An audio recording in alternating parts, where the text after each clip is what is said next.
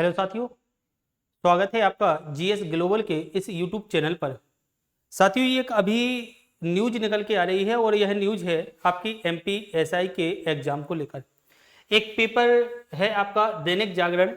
दैनिक जागरण में यह न्यूज निकली है, उस न्यूज को देख लीजिए, फिर बाकी की बात हम लोग आगे चल के करते हैं। साथियों, आप लगातार एक लंबे अरसे से एमपीएसआई भर्ती परीक्षा की को लेकर बड़े परेशान हैं कि कब एमपीएसआई की भर्ती परीक्षा आएगी, कब इसका एग्जाम होगा।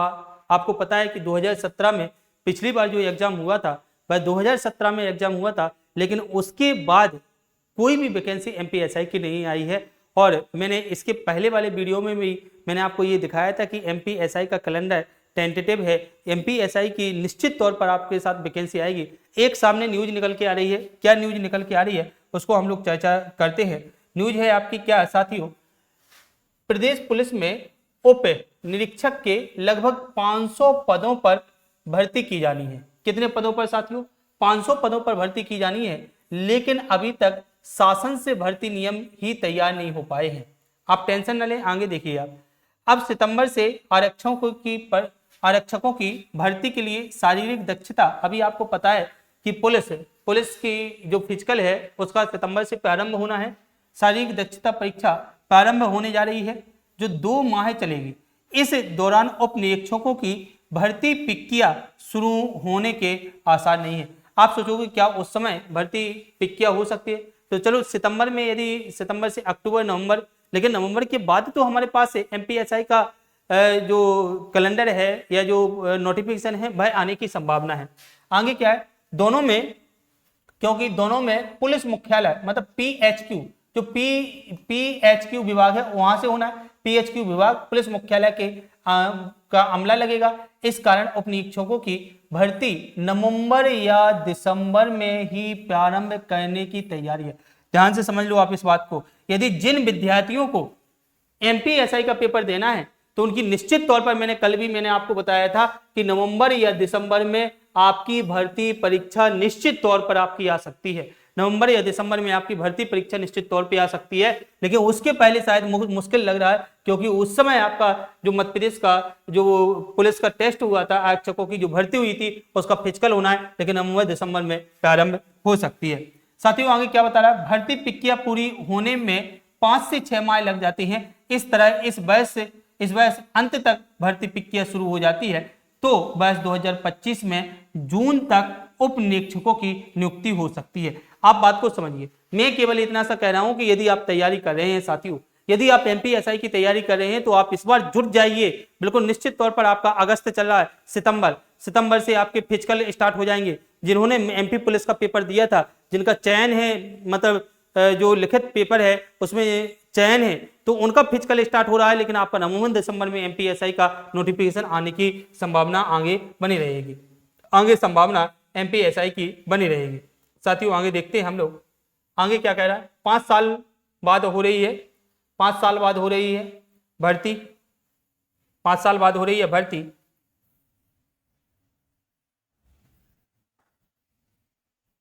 आगे क्या कह रहा है कि पुलिस मुख्यालय के अधिकारियों ने बताया है कि भर्ती कर्मचारी चयन मंडल से मतलब ईएसबी से की जानी है। शारीरिक दक्षता परीक्षा पुलिस मुख्यालय द्वारा निजी एजेंसी के माध्यम से कराई जाएगी। उप निरीक्षकों के पदों पर 5 वर्ष बाद भर्ती होने जा रही है। भाई साहब, ये 5 वर्ष बाद नहीं होने जा रही है, ये 7 वर्ष बाद होने जा रही है।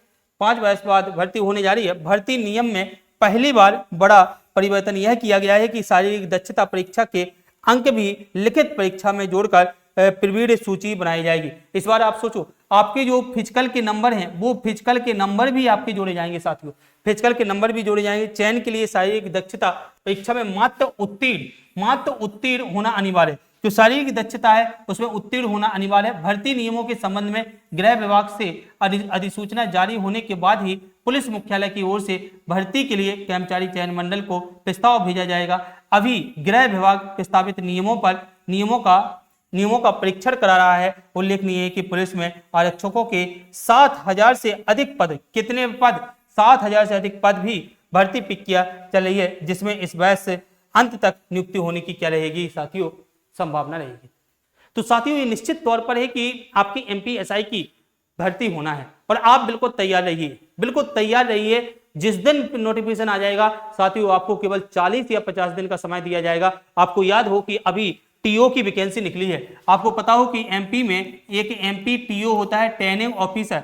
ट्रेनिंग ऑफिसर की एक वैकेंसी निकली है साथियों। ट्रेनिंग ऑफिसर में इन्होंने केवल 40 से 50 दिन का समय दिया है। 40 से 50 दिन का समय दिया है, इससे ज्यादा समय नहीं दिया गया है। ऐसे ही आप सोचिए, आपकी एमपीएसआई की जिस दिन परीक्षा नोटिफिकेशन आ जाएगा, आपको 40 से 50 दिन का टाइम दिया जाएगा और साथियों आप तैयारी नहीं कर पाएंगे। तो आप तैयारी में अभी से जुड़ जाइए। यदि आपको पेपर निकालना है, पेपर में आपको चयन चाहिए, तो आपको अभी से आपको जो लगना पड़ेगा, तब आप एमपीएसआई का पेपर क्वालिफाई कर पाएंगे। साथियों मैं आपको और कुछ बता देता हूं पेपर के बारे में।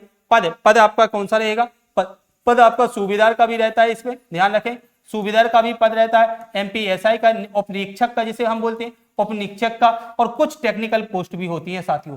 कुछ क्या होती है बच्चे? कुछ टेक्निकल पोस्ट भी होती है। ये पद है। योग्यता क्या रहेगी इसके बारे में मैं आपको बताऊंगा। आयु क्या है, परीक्षा शुल्क क्या है, चयन प्रक्रिया क्या है, न्यूनतम शारीरिक आर्यता क्या है, लिखित परीक्षा, ये सारी चीजें मैं आपको बताने वाला हूं। तो चलिए सबसे पहले हम लोग देखते हैं आयु। साथियों आयु कितनी है? आयु 21 से 33 वर्ष है। ये मैंने किसके लिए बताई बच्चे? एमपी के जो निवासी हैं, एमपी के जो निवासी हैं उनके लिए जो आयु है साथियों वो 21 वर्ष, न्यूनतम 21 वर्ष होना चाहिए आपकी आयु, और अधिकतम कितनी होना चाहिए? 33 वर्ष। बाहर के विद्यार्थियों के लिए कम हो जाती है आयु, उनकी आयु शायद 28 वर्ष होती है। जिनको आरक्षण है, जैसे ओबीसी, एससी, एसटी वर्ग जिनको आरक्षण है, तो उनको आयु में रिलैक्सेशन मिलता है, 5 वर्ष का आपको रिलैक्सेशन मिलता है। और यह आयु आपकी कितनी हो सकती है? 38 वर्ष हो सकती है। कितनी वर्ष हो सकती है बच्चों? 38 वर्ष आपकी आयु पहुंच सकती है। तो 38 वर्ष आपकी आरक्षण वर्ग के लिए। पद कौन से होते हैं साथियों? सूबेदार का होता है, उपनिरीक्षक का होता है, और कुछ टेक्निकल पोस्ट होती है। और टेक्निकल जो पोस्ट होगा उसके लिए टेक्निकल का पेपर एक अलग से लिया जाता है।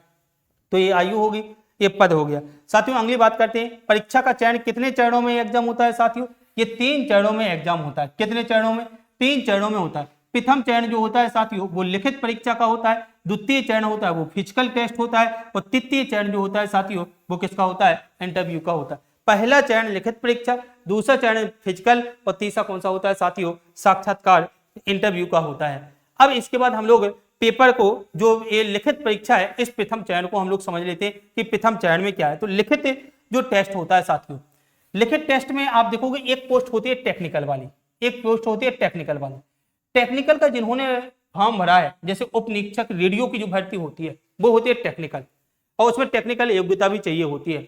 जो टेक्निकल वाली भर्ती होती है साथियों, उस टेक्निकल वाले पेपर में आपको टेक्निकल का पेपर एक्स्ट्रा देना पड़ता है। मतलब मैं ये कह रहा हूं कि नॉन टेक वाले पेपर ये नॉन टेक वाले को होता है, और जो टेक्निकल देंगे उनको नॉन टेक का देना पड़ेगा और टेक्निकल का देना पड़ेगा। लेकिन नॉन टेक वाले को टेक्निकल का नहीं देना पड़ेगा। जो टेक्निकल भरेंगे उनको दोनों पेपर देने पड़ेंगे, नॉन टेक का और टेक्निकल का, और नॉन टेक वाले केवल नॉन टेक का ही पेपर देंगे। तो साथियों जो टेक्निकल का पेपर भर रहे हैं, जैसे टेक्निकल का देना है तो उन्हें नॉन टेक का तो देना ही पड़ेगा। तो नॉन टेक में क्या है साथियों? नॉन टेक में आपका 3 घंटे का एग्जाम होगा। नॉन टेक का कितने का? 3 घंटे का एग्जाम होगा साथियों। 200 प्रश्न होंगे। यह नॉन टेक का 2 पार्ट में बटा होता है। 100 प्रश्नों का फर्स्ट पार्ट 100 प्रश्नों का बटा होता है, 100 प्रश्नों का, और सेकंड पार्ट भी कितने प्रश्नों का बटा होता है साथियों? 100 प्रश्नों का बटा होता है। फर्स्ट पार्ट में आपके 70 प्रश्न आपके हिंदी के होंगे। 70 प्रश्न किसके होंगे साथियों? हिंदी के होंगे, और 30 प्रश्न आपके किसके होंगे साथियों? इंग्लिश के होंगे। ये बड़ा इंपॉर्टेंट है साथियों, यही फर्स्ट पार्ट है जो आपको चयन दिलाता है। हिंदी 70 प्रश्न, हिंदी के प्रश्न तो गलत ही नहीं आपके होना चाहिए। एक हिंदी हो गया 70 प्रश्न, और 30 प्रश्न आपके किसके हो गए साथियों? इंग्लिश के हो गए। सेकंड पार्ट में क्या होता है? सामान्य ज्ञान होता है साथियों, और सामान्य ज्ञान में सभी से प्रश्न बनते हैं, लेकिन जो सबसे ज्यादा साथियों प्रश्न बनते हैं वो मैथ से बनते हैं, रीजनिंग से बनते हैं, और एमपी जीके से बनते हैं, और साइंस से। इन 4 पोर्शन से, मैथ, रीजनिंग, एमपी, साइंस, इन 4 पोर्शन से सबसे ज्यादा प्रश्न बनते हैं। इसके अलावा हिस्ट्री, पॉलिटी, ज्योग्राफी, ये सारे करंट, इसको भी साथ में मिला के प्रश्न आपके सेकंड पेपर के बन जाते हैं। और सेकंड पेपर में भी 100 प्रश्न है ये, और सेकंड पार्ट है जो 100 का, और फर्स्ट पार्ट है वो भी 100 का। कुल मिलाकर कितने प्रश्न होंगे आपके? 200 प्रश्न होंगे। तो नॉन टेक एक सबको देना पड़ता है। यदि आपने टेक्निकल वाला भरा है तो टेक्निकल वाले में आपको विज्ञान वाला पेपर होता है, जिसमें मैथ, फिजिक्स और केमिस्ट्री ये वाले प्रश्न आपके बनते हैं। 100 प्रश्न साथियों आएंगे, 2 घंटे का आपको क्या मिलेगा? टाइम मिलेगा। तो ये पेपर का क्या होता है, शेड्यूल होता है 2 पार्ट में, मतलब नॉन टेक का भर रहे एमपीएसआई, जो सामान्य रूप से एमपीएसआई का भर रहे साथियों, उनकी तैयारी ये नॉन टेक की होती है, जो 200 प्रश्नों की तैयारी होती है। आप 70 प्रश्न हिंदी के पढ़ लीजिए और 30 प्रश्नों के लिए इंग्लिश पढ़ लीजिए और मैथ, रीजनिंग, एमपी और साइंस इनको पढ़ लीजिए, आपकी तैयारी लगभग ठीक ठाक हो जाएगी साथियों। इसके बाद न्यूनतम शारीरिक दक्षता क्या होती है उसको आप देख लेंगे। ये क्या है, हाइट कितनी होती है, मेल की जो हाइट होती है वो 166.5 मतलब 166.5 सेंटीमीटर होना चाहिए। फीमेल की कितनी होती है 152.4 सेंटीमीटर होना चाहिए। ये अपनी चेक करवा लेना और तब इसी के बाद आप क्या करेंगे, फॉर्म भरेंगे। तो न्यूनतम शारीरिक दक्षता हाइट आप देख लेना, मेल की इतनी और फीमेल की इतनी।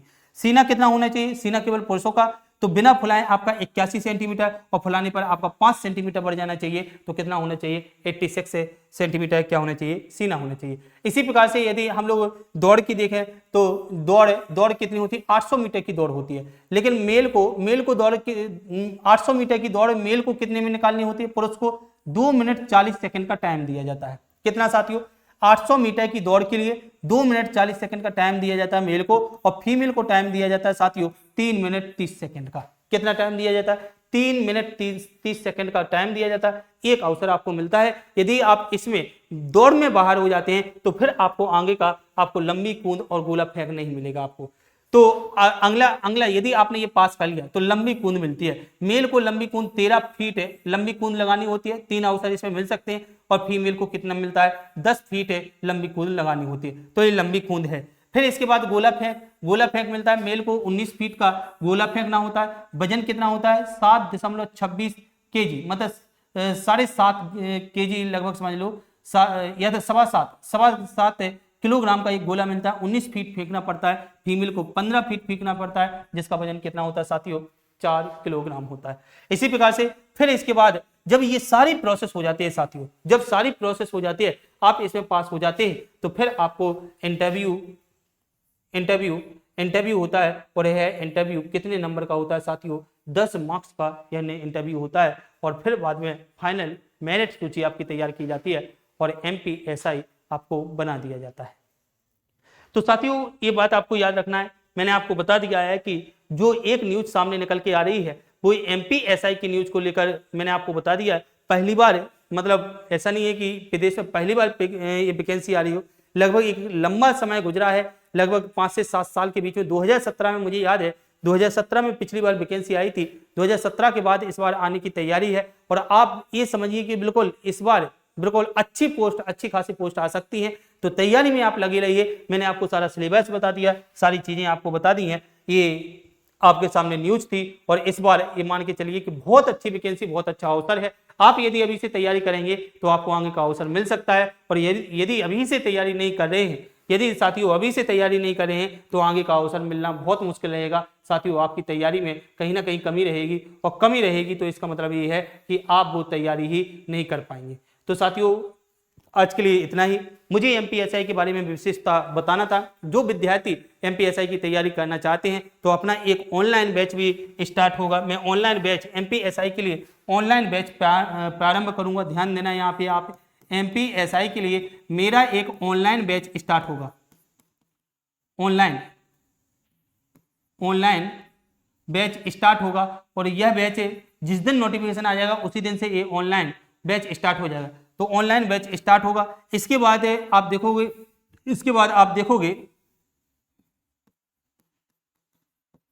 ऑनलाइन बैच स्टार्ट होगा।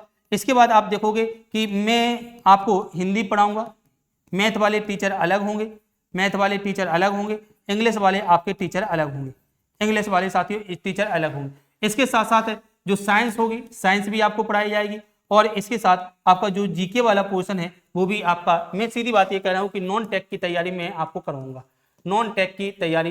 कराऊंगा। और अभी भी जो विद्यार्थी क्लास आने का सोच रहे हैं तो वो प्रतिदिन मतलब सुबह 7:30 बजे से क्लास चलती है। और अभी विशेषता महिला पर्यवेक्षक के लिए क्लास चली है। यदि साथियों आप महिला पर्यवेक्षक की तैयारी कर रहे हैं तो महिला पर्यवेक्षक के लिए आप आ सकते हैं सुबह 7:30 बजे। पता है बैंक के और बड़ौदा की बगल वाली गली टीकमगढ़। साथियों तो आज के लिए इतना ही। मुख्य रूप से जो मुझे बताना था वो एमपीएसआई के बारे में बताना था, जिसकी जानकारी मैंने आपको दी है। साथियों इतना ही आज के लिए, थैंक यू।